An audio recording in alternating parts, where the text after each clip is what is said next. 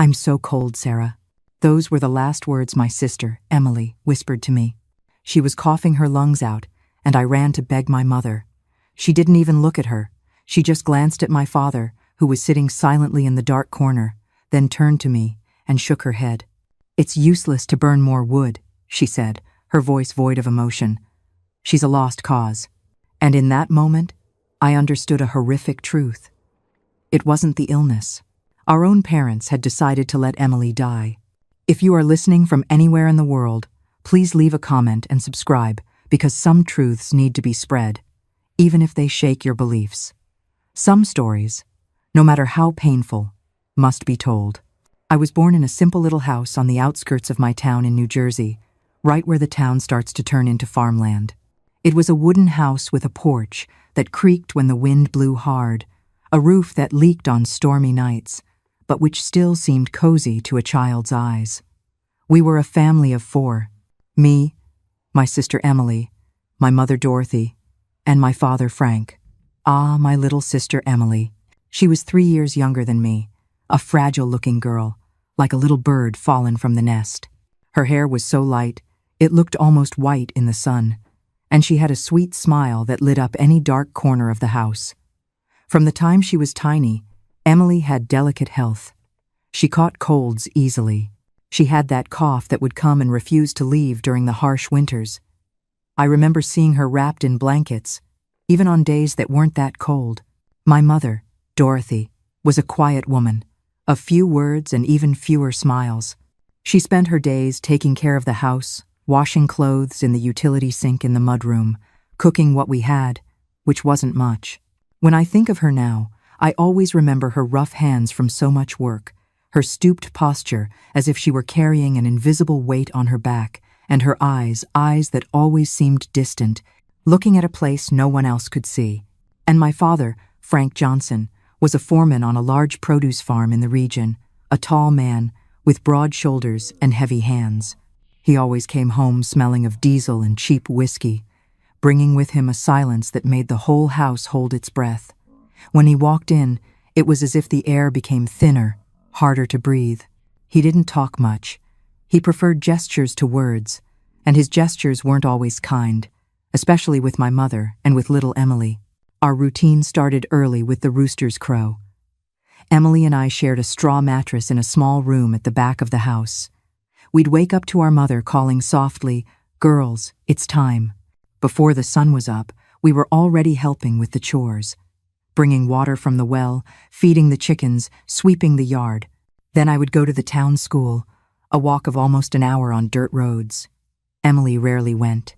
"She's not healthy enough for that," my father would say, although I knew it was more because he thought educating girls was a waste of time. At school, I was one of those who most enjoyed learning.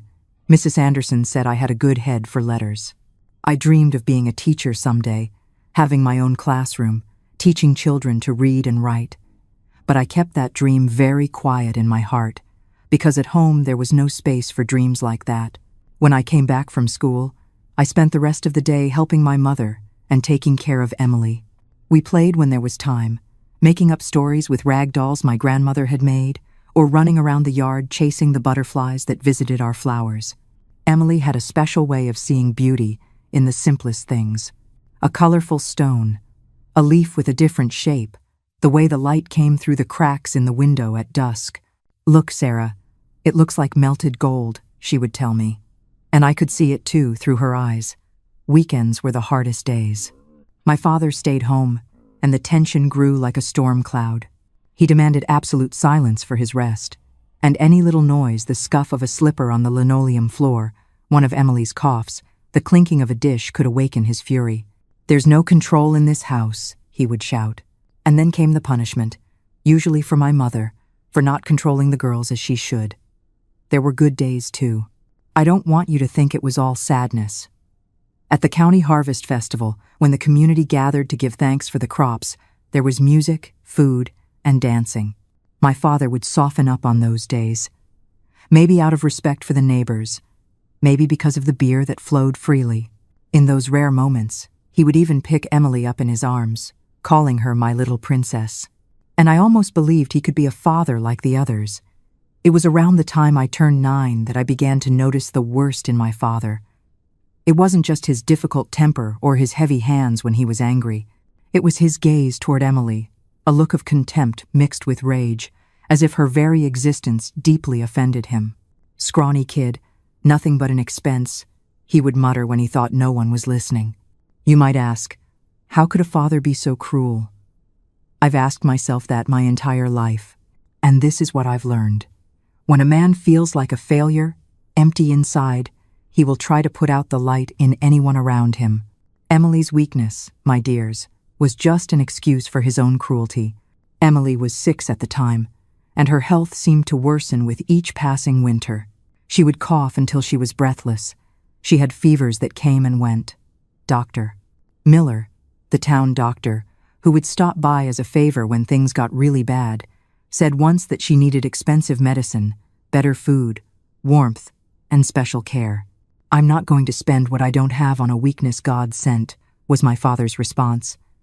"If she's meant to go, she'll go.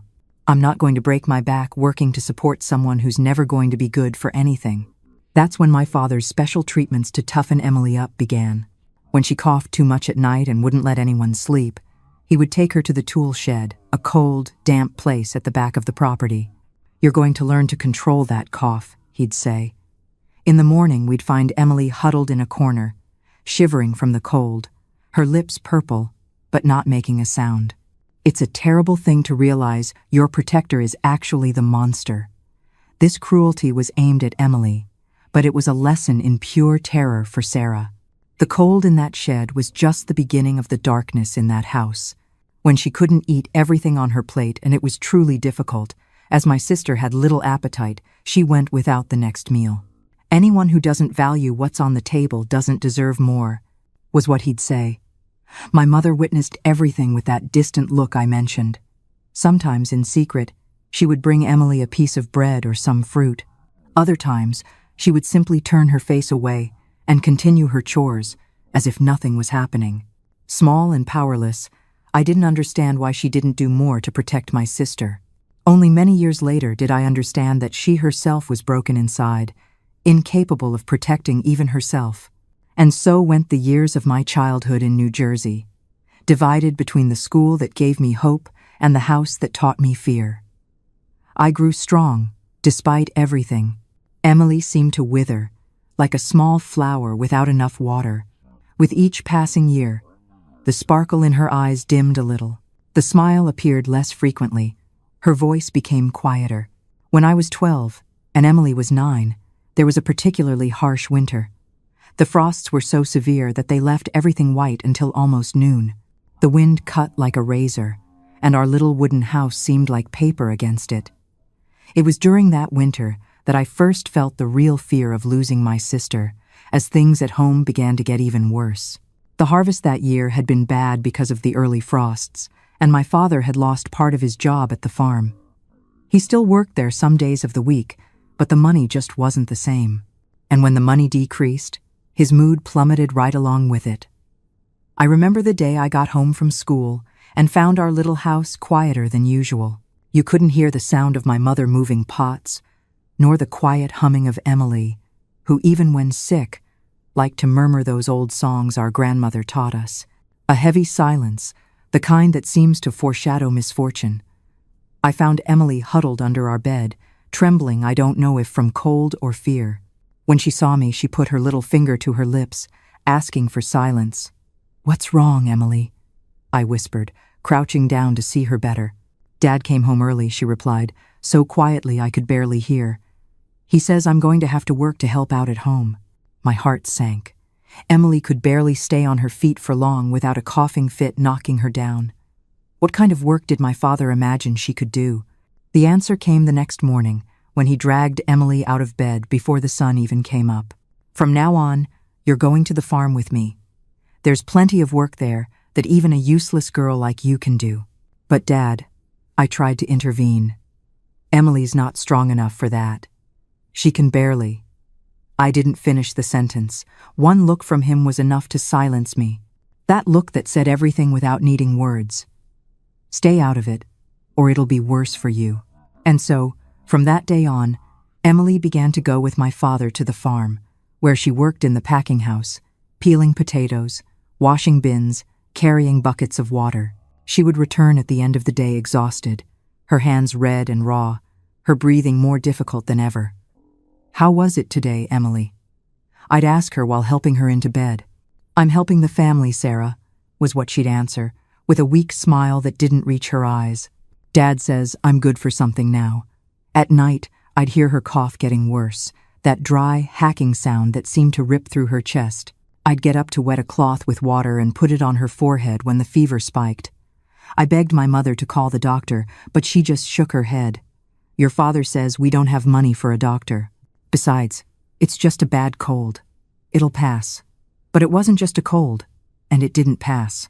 In the following weeks, I watched my little sister fade away like a plant without sun or water.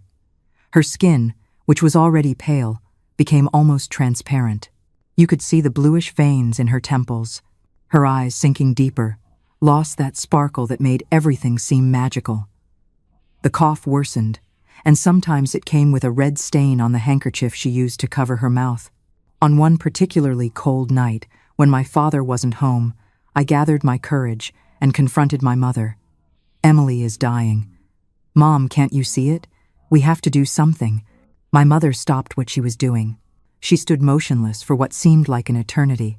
Then, without turning to me, she said in a voice I had never heard before, a voice heavy with an ancient sadness, "Some people are just born to suffer in this life, Sarah. We can't do anything against God's will. Or your father's." Those words landed like stones in my childhood heart. She truly believed that, my dears.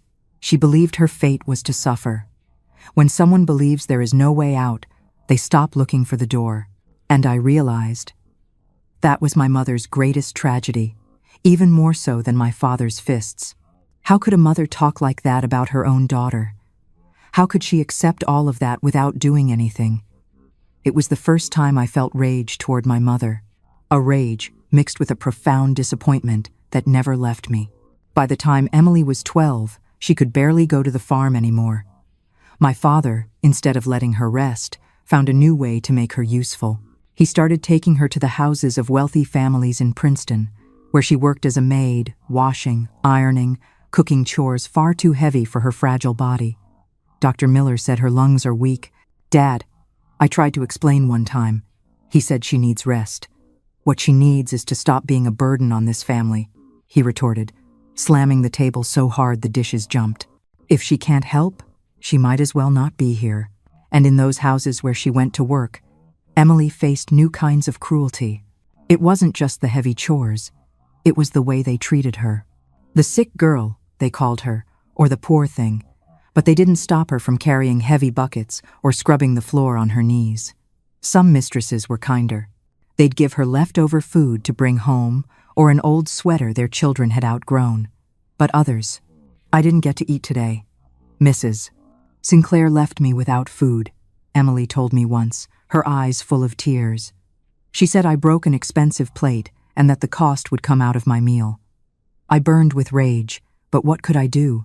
I was just a 5-year-old girl, with no power at all in that world, which seemed to spin only according to the will of adults, especially the men. It was around that time that I met Caleb, the son from the general store where we bought on a tab when money was tight. A boy with kind eyes, a few years older than me, who always set aside a pack of cookies or a piece of fruit when he saw me coming. "It's for your little sister," he'd say, slipping the package into my bag without his father seeing. My mother had weak lungs, too. I know how it is. Caleb was the first person to show me that not everyone was cruel, that there were hands that reached out to help, not to hurt. When I told him how things were at home, he would listen attentively, without judging, without giving impossible advice. He just listened, and sometimes that was all I needed someone to truly hear. In the winter, Emily turned 15. She barely left her bed. The cough had transformed into something horrible, coming in fits so strong they left her gasping for air, her face red, her eyes wide with terror. The effort to breathe was so great that you could see her ribs moving under her nearly transparent skin. "Dad, please," I begged one night, kneeling before him. "Emily needs to go to the hospital in Camden." She's dying. For the first time, I saw something in his eyes that could be mistaken for concern. It wasn't love, I'm sure of that, but perhaps it was fear of others' opinions, of being judged for what was happening under his own roof. "We'll wait until the weekend," he finally said. "If she's not better, I'll take her." But the weekend was too far away. 3 days after that conversation, I woke up to the sound of Emily's cough. It was weak, desperate, and shallow. The moonlight cut across our small mattress, and I saw her shivering, her eyes wide with a terror I recognized. "I'm so cold, Sarah," she whispered, her voice barely a breath. Those were the last words she ever spoke to me. She was coughing her lungs out, a terrible, wet sound. I ran from the room, stumbling into the kitchen where the last embers glowed in the stove. "Mom, please," I screamed. "She's freezing. We need more wood." My mother was sitting at the dark kitchen table, a silhouette. She didn't even look at me. She just glanced toward the dark corner where my father sat, silent and watching. Then, she turned her head back to the dying fire. "It's useless to burn more wood," she said, her voice void of all emotion. "She's a lost cause." My father grunted in agreement. "Let her be. It's time to stop wasting resources." And in that moment, I understood the horrific truth. It wasn't the illness. Our own parents had decided to let Emily die. Did you hear that? Useless. A waste of resources. When a mother can say those words, when the warmth of firewood is more precious than her own child's life, well, then you know the real cold wasn't outside. It was right there, in their hearts. I ran back to the room, but my father blocked the doorway. "Stop bothering us," he snarled, and shut the door, leaving me in the kitchen. I spent the rest of the night huddled against that door, listening to my sister's breathing grow quieter, and then stop. I held my own hands over my mouth, suffocating the screams, knowing I was utterly alone. This is the absolute breaking point. It wasn't the illness that took Emily. It was a choice made by her parents. Sarah is now trapped in that house, alone, with the very people responsible for her sister's death. I sang our grandmother's songs, stroked her hair, told her I loved her more than anything in the world. I don't know if she heard me, but I want to believe she did, that in her final moments, she felt that there was at least one person in this world to whom she truly mattered. When the sun came up, Emily was no longer with us. Her small, fragile body had finally found the rest that life never allowed her. The day that followed Emily's death was a blur of disconnected images and sounds in my memory. I remember the strong smell of coffee in the kitchen, mixed with the sweet, strange scent coming from our room where my sister's body lay waiting. I remember my father's voice, harsh as always, giving orders. "Go call Mr. Harrison at the funeral home. Tell him it's a simple affair, that we don't have money to waste." I moved like a ghost through the house, as if my body was there, but I myself had left with my sister. My mother cleaned the house furiously, as if she wanted to erase any trace of Emily. At one point, I saw her gathering my sister's few clothes into a bundle. "What are you doing?" I asked. "I'm giving all this away. It's no use here anymore," she replied without looking at me. "But Mom, it's all that's left of her." "It's better not to keep things from the dead, Sarah. It brings bad luck." It was the first time I felt that I hadn't just lost my sister, but also any chance of preserving her memory in that house. It was as if everyone wanted to pretend Emily had never existed. The wake was simple, held in our own room. Emily, dressed in the only good dress, she had a light blue one, faded from so many washings, looked like she was just sleeping. Her face, for the first time in a long time, showed no signs of suffering or fear. A few neighbors came, brought coffee and casseroles, prayed the rosary with us. The pastor appeared briefly, gave a short blessing. "An angel of the Lord," he called Emily, and that gave me some comfort. At least someone saw my sister for what she truly was. An angel who passed through this earth only briefly, without ever truly knowing what human warmth was. Few bothered to go to the cemetery the next day. Besides our family, only Caleb, who stayed by my side the whole time, holding my hand when I thought I was going to fall apart, and 2 or 3 of the closest neighbors. It was a cloudy day, with a fine mist that left everything with a sad sheen, as if the sky itself was weeping for what my mother could not. It was there, in front of that open grave, as Emily's simple casket was lowered into the earth, that it happened. We were standing in silence, my father, my mother, and I when I felt a movement beside me. My father leaned in, getting so close I could smell his sour breath of morning whiskey. Then, in a whisper that only I could hear, he said the words that chilled my blood. "Now there's only you left." It wasn't just what he said, but the way he said it. There was something in his voice, a sinister promise, a poorly disguised threat that made me understand in an instant that Emily's fate could very well be mine. That now, without my sister to absorb part of his rage, it would all be turned on me. In a panic, I looked for my mother's gaze. Ever since I was little, even knowing she did little to protect us, I still looked to her for some sign that there was an ally there, someone who would understand my fear. Our eyes met for a second, and then something happened that broke the last thread of hope I still held. She laughed a short, choked, cynical laugh and added, "At least this one is stronger. She'll take longer to break." A mother, laughing at her own child's terror. It makes no sense, I know. I didn't understand it for many, many years, but I see it now. That wasn't a laugh. That was the sound of a soul that had died long ago. A soul that was jealous of anyone still trying to live. In that moment, there in front of my sister's grave, I understood that I was alone, completely alone, between two people who saw my suffering not as something to be avoided, but as something inevitable, or worse, something that gave them some perverse kind of satisfaction. The walk home was the longest of my life. Every step took me back to the place that I now knew for certain was no longer a home, but a prison where I would be the next victim. Caleb tried to talk to me, to ask if I would be okay, if there was anything he could do, but I could barely respond. How could I explain the horror I had just understood? How could I tell someone that your own parents are eagerly awaiting your suffering? The days that followed confirmed my fears. With Emily out of the way, my father concentrated all the cruelty he used to divide between us onto me. The difference was that it was no longer my supposed physical weakness that irritated him. It was my strength, my resilience, which seemed to be a challenge to him. "Those letters of yours aren't going to do you any good," he'd say, tearing up my school books. "What you need is to learn to be a real woman." Being a woman, in my father's view, meant serving without question, accepting any treatment without complaint, bending to the will of men, first to his, then to a future husband's, whom he made it clear he was already planning to find for me. Mr.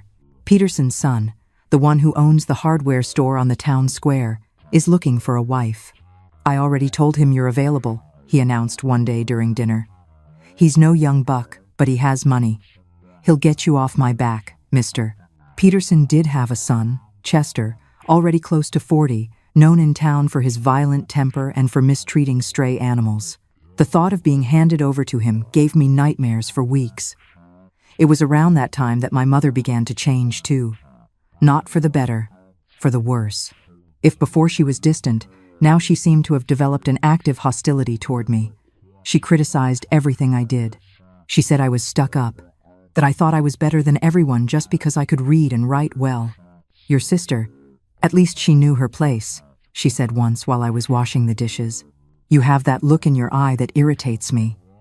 It's like you're always judging me." And she was right. I was judging her, yes.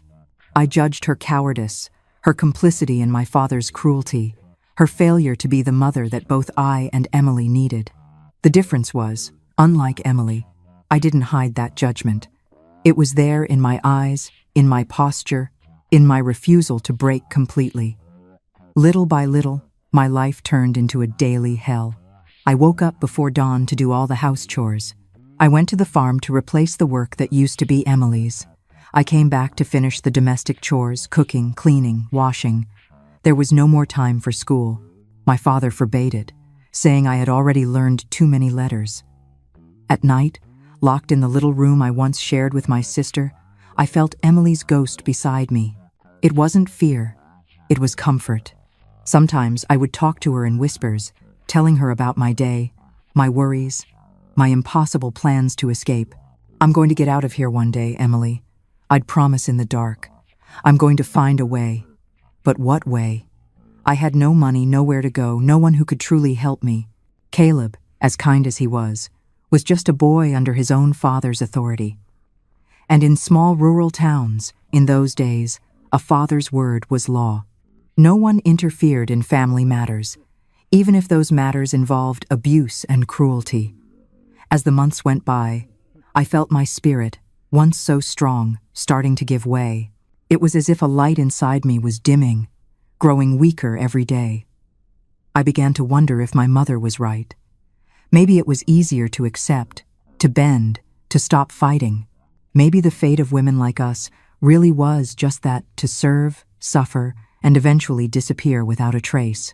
On one particularly terrible night, when my father came home drunk and furious after losing money gambling, he broke almost everything in the kitchen, beat my mother until she passed out, and then came after me. I managed to lock myself in the small room, pushing the dresser against the door, while he pounded on the wood from the outside. "You're not going to escape forever," he yelled. "Sooner or later, I'm going to teach you some respect." Huddled in the corner of the room, praying the door would hold, I made a decision. If I stayed there, I would end up like Emily, or worse, like my mother, a shadow of a person, empty inside. I had to find a way out, any way at all. The next morning, as I was cleaning up the shards of glass and the dried blood from the kitchen floor, a knock on the front door startled me. We weren't expecting anyone, and visitors were not common at our house. The townspeople, even without knowing exactly what happened in there, sensed that something was wrong and kept their distance. I opened the door fearfully and found myself face to face with an elderly gentleman I had never seen before. He had white hair, a face wrinkled by time and sun, and eyes of such a light blue they seemed almost transparent. Eyes that, I noticed with a jolt, looked very much like Emily's. "Good morning, child," he said in a voice that was gruff but kind. "Is this the house of Frank Johnson?" "Yes, this is it," I replied to the white-haired man, still holding the door halfway open, fearful. "My father isn't here. He left for work at the farm." "And your mother?" he asked, looking over my shoulder into the house. "Is she resting?"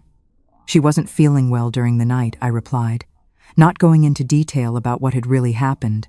The man nodded, a look of understanding crossing his wrinkled face. "I see. My name is Walter Hughes. I'm your maternal grandfather's brother. God rest his soul. I heard about your sister's passing. Late, unfortunately." I stood frozen for a moment. A great uncle. I had never heard of him.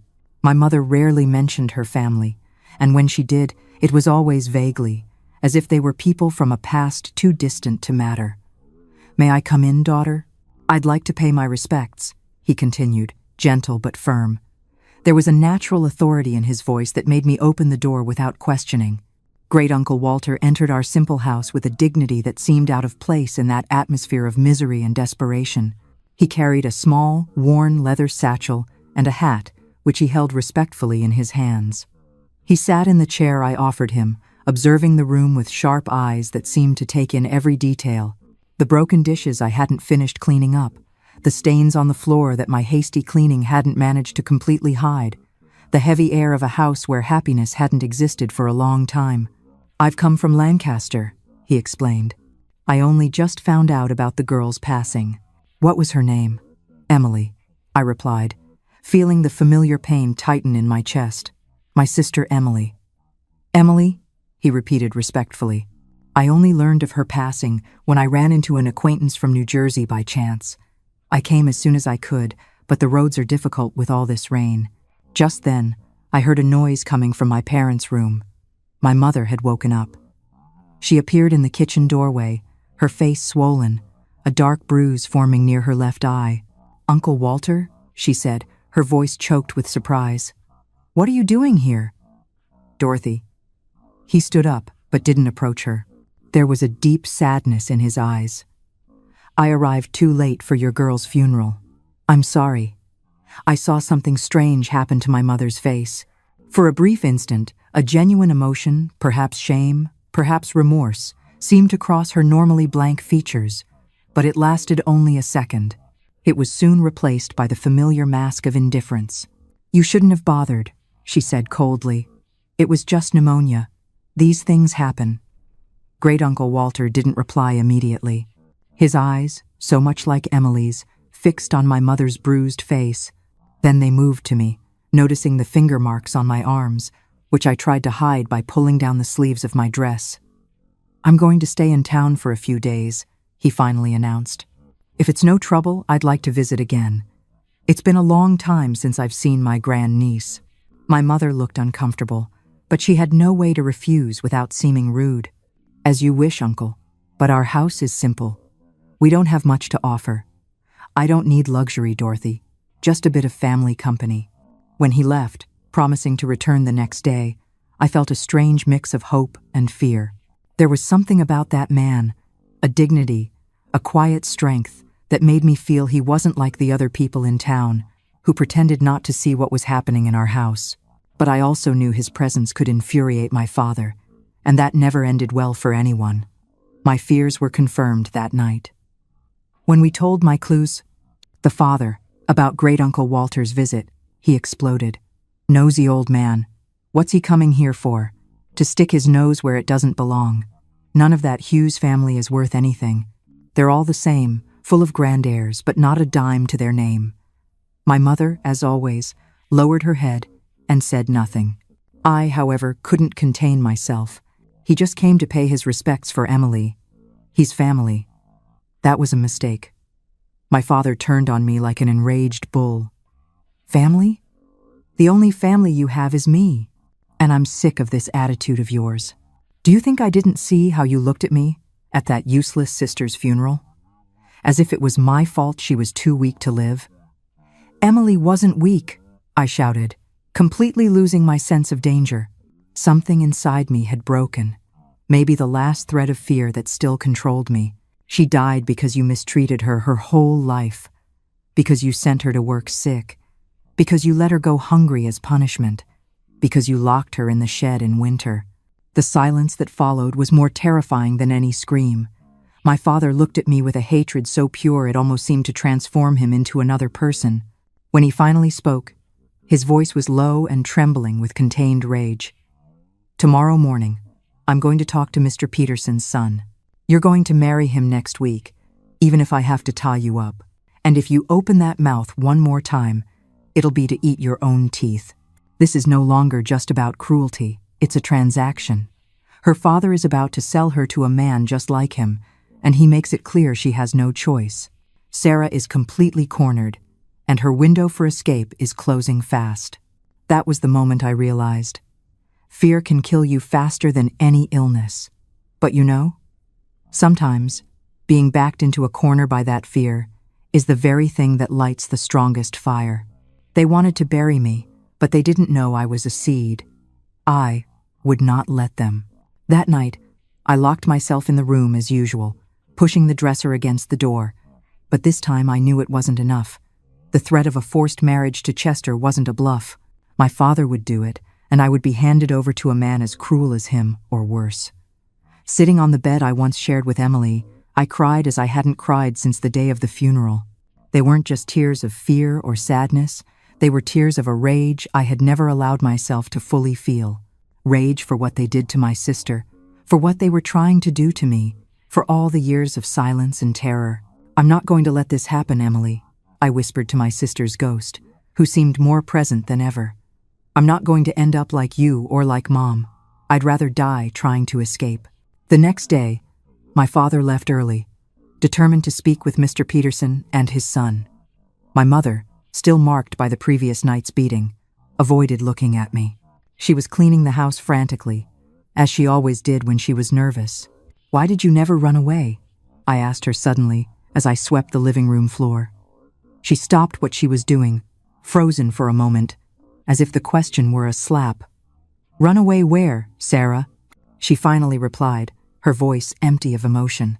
"To go back to my father's house, which was just as bad or worse. To live on charity from others? You prefer to live like this? Being beaten, watching your daughters suffer? You don't understand," she said, and for an instant, I saw a flash of the young woman she must have been before life broke her. Some people are born to suffer. I'm one of them. Your sister was another. I had hoped you'd be different.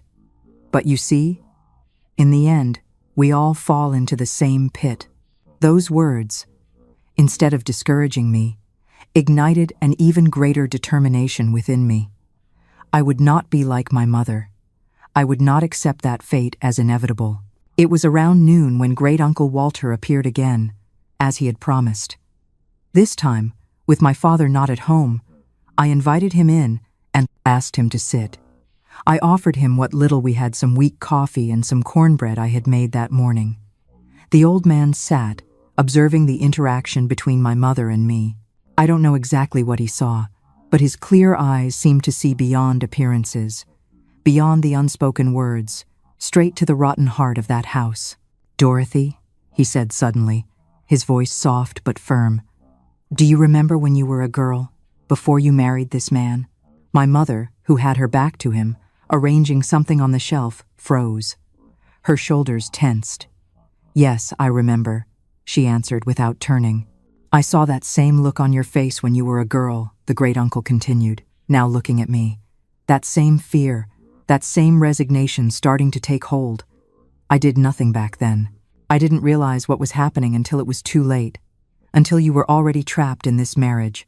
He paused, as if weighing his next words carefully. "I'm not going to make the same mistake twice," he concluded. The rest of that day passed in a strange calm, like the silence that precedes a great storm. My mother avoided looking directly at Great-Uncle Walter, as if she were afraid of what she might see reflected in his eyes. As for me, I felt a confusing mix of hope and distrust. After all, in my 18 years of life, I had learned that kindness rarely came without a price. The great-uncle stayed until almost dusk, asking seemingly casual questions about life in the house, about how I spent my days, about my plans for the future. I answered cautiously, without revealing the full horror of our situation. But something told me that he already knew, or at least suspected, the truth behind our measured words. When he finally said goodbye, he took my hands in his rough from a lifetime of work, but gentle in the way they held mine. "Sarah, you have my mother's eyes," he said, "eyes of someone who wasn't born to bend." Then, in a movement so subtle I almost didn't notice, he slipped a small, folded piece of paper into the palm of my hand. Only after he left did I manage to read the note, written in that shaky handwriting of an elderly person. "I'll be at the corner by the church at midnight. Bring only what is essential. W." I read and reread those words, hardly believing what they meant. It was an offer of escape, a hand extended at the exact moment I needed it most. But distrust, the constant companion of one who lives in fear, made me hesitate. What if it was a trap? What if my father had found out and planned all this to test me? My father's return at dusk dispelled any doubts I might have had. He entered the house triumphant, smelling of whiskey and satisfaction. "It's all arranged," he announced, throwing his hat on the table. "Sunday, you're marrying Chester." Mr. Peterson agreed to pay a good sum. "At least you're good for something, after all." My mother, kneeling by the stove, barely nodded, as if we were talking about the weather or the harvest, not my future being sold. "Dad," I tried one last time, in the calmest voice I could manage. "I don't want to marry Chester. He's old enough to be my father, and everyone knows he's cruel to people." My father looked at me, and there was a satisfied cruelty in his eyes that chilled me to the bone. "You think you have a choice? You think anyone cares what you want? You're going to marry him, and you're going to be an obedient wife, or you'll regret the day you were born." In that moment, looking at that man who should have protected me, but who had always been my greatest threat, I knew that Great-Uncle Walter's note was my only chance. It didn't matter the risk. Anything was better than the fate that awaited me as Chester's wife. During dinner, I kept my eyes down and answered only what was necessary. I wanted to seem defeated, submissive, so as not to arouse suspicion. Inside, however, my mind was working frantically, planning what to take, what clothes to wear, how to get out of the house without making noise. When everyone had gone to bed, I stayed awake, lying in the dark, counting the minutes. The clock in the living room struck 11 when I heard my father's heavy snoring coming from the next room. I waited a little longer, just to be sure. Then, I got up silently. There was little to take. A few changes of clothes, an old photo where I, Emily, and my grandmother appeared, the only good memory I kept, and the small mother-of-pearl pin that had belonged to my sister. I wrapped everything in a large scarf, the kind of bundle that wouldn't attract attention if someone saw me leaving. I was about to open the back door, my hand trembling on the knob, when a shadow moved in the darkness of the kitchen. I froze, my blood turning to ice. Mom. Dorothy was standing there, a silhouette against the weak moonlight. She held a cup in her hand. "You're leaving," she said. It wasn't a question. It was a flat statement. My heart hammered against my ribs, expecting her to scream for my father.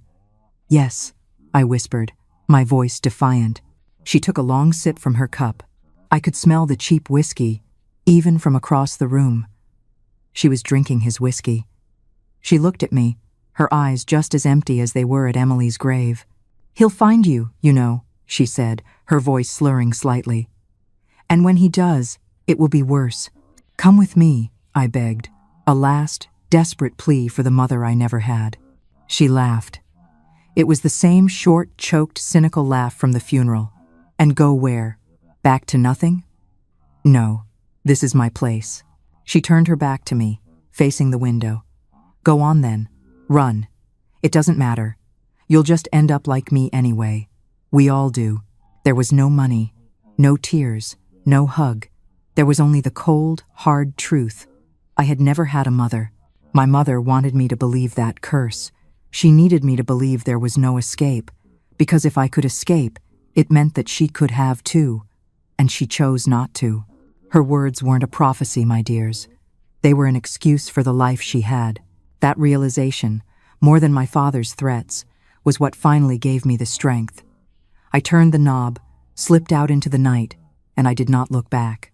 That final, cold exchange is devastating. Her mother needed Sarah to fail, just to justify her own surrender. But as Sarah steps into that cold night, she isn't just running from her father. She's running toward a life her mother was too afraid to even imagine.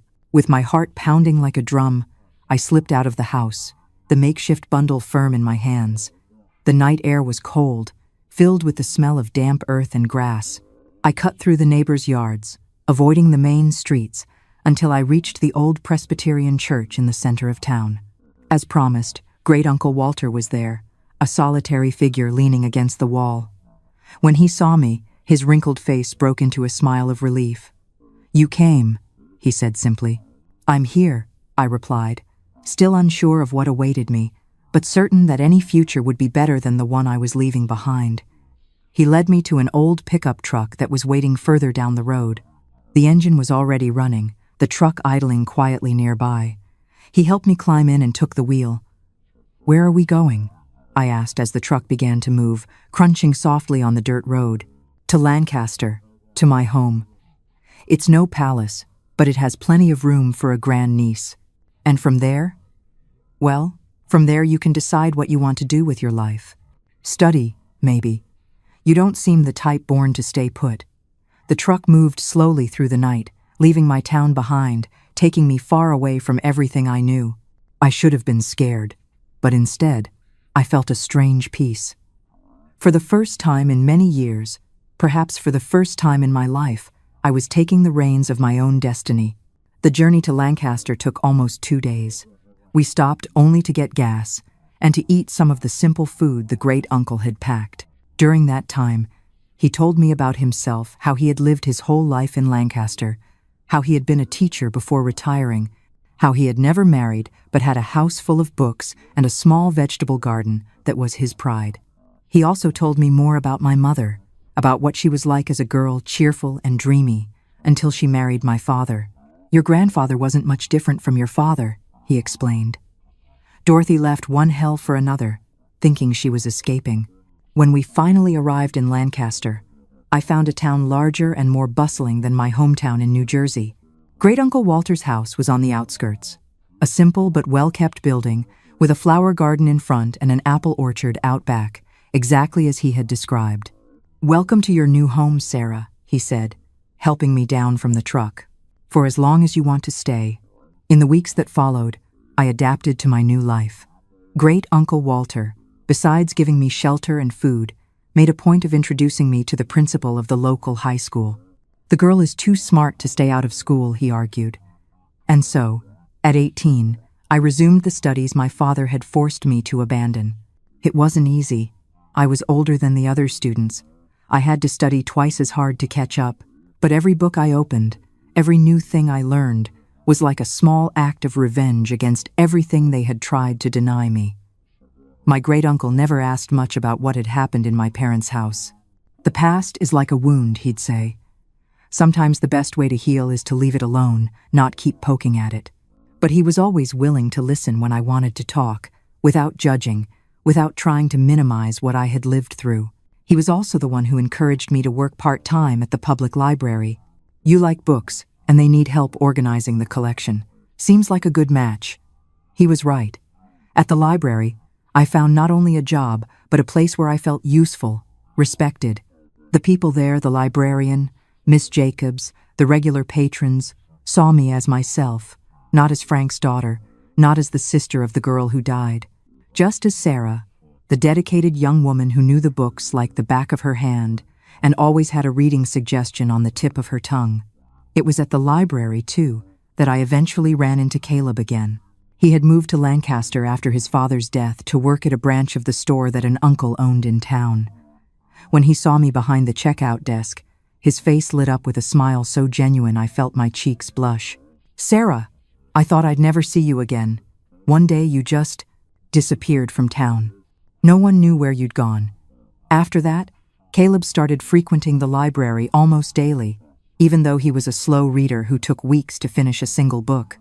It wasn't long before everyone in town started talking about the boy from the store who was clearly in love with Professor Walter's niece. Life, which had once seemed like a burden too heavy to carry, gained new colors, new meanings. With great Uncle Walter's support, I managed to finish my studies and even go to college to become a teacher. The dream I had kept since I was a child. I never went back to my hometown. I heard, through acquaintances who traveled between the cities, that my father had died a few years after my escape, a victim of the cirrhosis that his daily whiskey finally caused. My mother, apparently, had moved in with a cousin in Reading, PA, where she lived modestly, doing laundry for other people. I thought many times about looking for her, but something always stopped me. Maybe it was the fear of reopening old wounds, or maybe it was the memory of that last night when she herself told me to go and not look back. I prefer to believe that, in her own way, that was the greatest gesture of love she managed to offer. Great Uncle Walter lived to be 92, sharp and active until almost the very end. His last act of generosity was leaving me his small house in Lancaster, the place that had truly become my home. At his funeral, as I threw a handful of dirt on the casket, I silently thanked the man who had risked everything to save a grand niece he barely knew. "It was a miracle he showed up right when you needed him most," Caleb commented, who by then was already my husband, holding my hand in the cemetery. But I knew it hadn't been a miracle. It had been the most basic human essence, the one that recognizes the suffering of another and decides not to stand still. It was the courage of one man to see in the present the echo of the past and say, "No, not this time. This time will be different." Here I am, so many years later, back in New Jersey. Who would have thought I'd one day return to the region that was the scene of so much pain?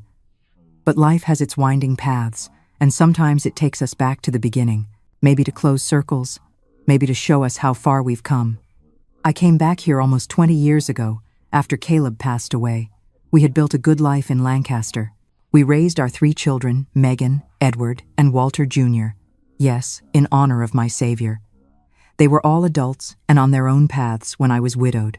Caleb passed away peacefully at home, holding my hand.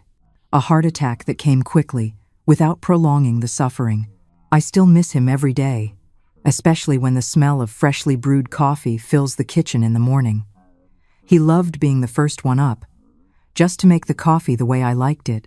After his death, the house in Lancaster seemed too big, too empty.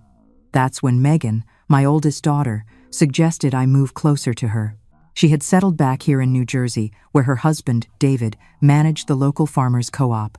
They had a spacious house and were planning to start their family, and she wanted me nearby for when the children arrived. The decision wasn't easy.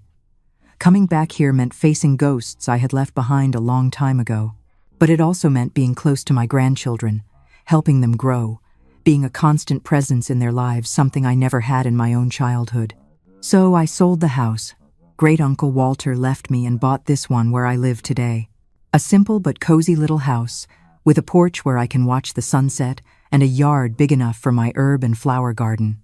It's only 3 blocks from Megan's house, close enough to see my grandchildren almost every day, but with enough space to maintain my independence.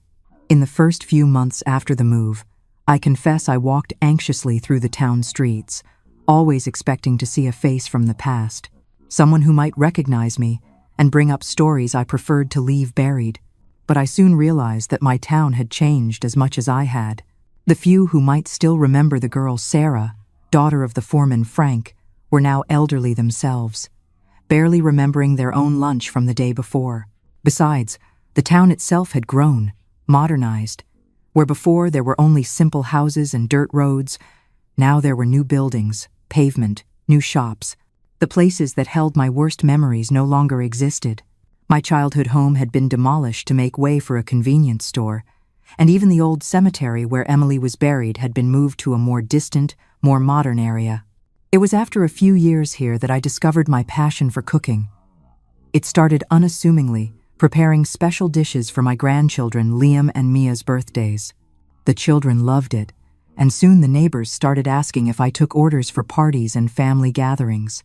What was a hobby turned into a small source of income, and, more importantly, of joy. I specialized in the traditional dishes of the region, the ones I learned watching my grandmother and later perfected with my own touches. My cinnamon apple cider became a kind of local legend, especially during the harsh winters, when people line up at my door on weekends to take a jug home. Today, my days are full of small joys that, added together, make for a full life. I wake up early with the first rooster's crow, more out of habit than necessity. I make my coffee. I sit on the porch to watch the sunrise while I do my knitting, another passion I discovered late. I take care of my garden in the early morning hours, when the sun is still gentle. 3 times a week, I volunteer teaching adult literacy classes at the community center. I never stopped being a teacher, even after I retired. Seeing the light in the eyes of a 60-year-old man or woman when they manage to read their first complete sentence is one of the greatest rewards life can offer. On Wednesdays and Fridays, I have my grandchildren over after school. Liam, now 15, is quiet and studious, like his grandfather Caleb. And Mia, at 12, has my stubbornness and my love of books. I sit with them at the kitchen table. I help them with their homework when I can, and then we prepare some special recipe together, usually desserts, which are their favorites. On Sundays, Megan's house fills up with the whole family. My other children, Edward and Walter Jr., come from Pennsylvania with their families, and we gather for a meal that starts at noon and only ends when the sun is low. On those days, I'm the one in charge of the kitchen, preparing the dishes everyone eagerly awaits. The chicken and dumplings, the pot roast in a Dutch oven, and, of course, my desserts: rice pudding for the adults, pumpkin pie for the kids. Sometimes, in the quietest nights, when the only sound is the chirping of crickets in the yard, I let myself think about Emily. I imagine what her life would have been like if she'd had the chance to live it. Would she have married? Had children? Would she have been a loving aunt to mine? I'll never know the answers to those questions, of course, but I like to think that, in some way, she is present in the small joys of my day-to-day life. In Mia's smile, which sometimes reminds me so much of hers, in the delicacy of some of the flowers in my garden, in the way the afternoon light comes through the kitchen window, transforming the ordinary into the extraordinary, exactly how she saw the world. Time hasn't completely erased the pain. I think certain wounds never fully heal, but it taught me to live with it, to transform it into something that, if not beautiful, at least makes sense. Thank you so much for staying with me, my dears. When I look out at my garden now, I always think about one thing. A plant cannot thrive in toxic soil. For the first 18 years of my life, I lived in soil that was watered with fear and cruelty, and I truly believed that I was the problem. I thought I was a bad seed, just like how they spoke about Emily. But my great-uncle Walter, he knew. He knew the problem was the soil, not the seed. He uprooted me from there, and in a new place, with kindness and safety, I was able to grow. If you are listening to me right now, and you feel like you are in toxic soil, I need you to listen to this old lady. You are not broken. You are not a bad seed. You are a human being worthy of sunshine and clean water. Your life is not over. My life is proof that you can be replanted, and you will bloom. And if this story found its way to you when you needed it, it would be a great kindness if you would subscribe to this small channel. When you do, it feels less like I am talking to the wind, and more like I am talking to a friend. It's as if you're knocking on my door to sit on the porch with me. And please, leave a comment with the word grow, so I know you truly stayed until the end. It lets me know I'm not just talking to the wind. Thank you for your time. May you all find your good soil.